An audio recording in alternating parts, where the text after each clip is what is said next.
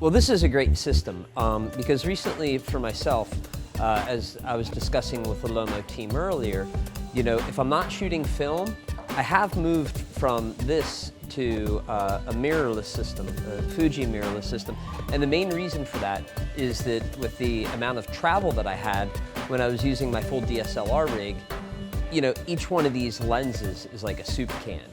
And I would literally get, my backpack straps would be ripping out because if I had 3 lenses, that's like 3 giant soup cans, the body, I might have a spare body, batteries, all that other stuff. So for me, smaller is better.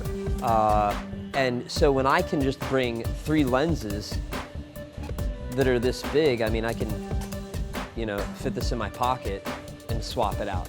I am a fan of prime lenses as opposed to zooms, so this really works out great. It's really a great system.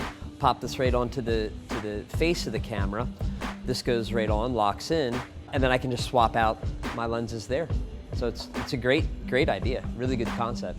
I'd never forget, the specific place was Wendover, Nevada, right? I played Wendover, Nevada with Joan. It's in the middle of nowhere. And I was like, I saw that it was on the itinerary again, and I'm like, I'm going right back to the same place again. We're probably gonna go there again, and we're probably gonna go there again after that. How am I gonna amuse myself? So I got into photography, and it was a matter of I went for a walk in the desert.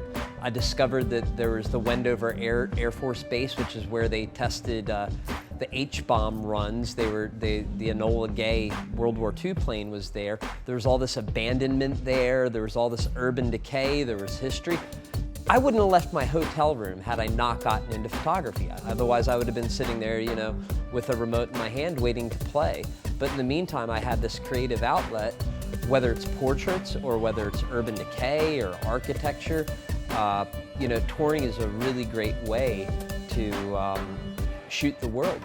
Fortunately for me, I do teaching assisting at the International Center for Photography, and we had to present a segment of our portfolio to our instructor. The instructor looked at my shots and he said, you know, you like to make people feel uncomfortable when they look at your photos. And I was like, I've got continuity. So that was a pretty good feeling. And so a lot of times that, for me, the lenses that I had were 35 millimeters. And I think I had a 50 that could do that too. And you know, just through experimentation, you know, I use Zeiss lenses, and I have a 55 that was sitting there collecting dust. And now I've started to realize, like, you know, the how the wider lenses can distort the image.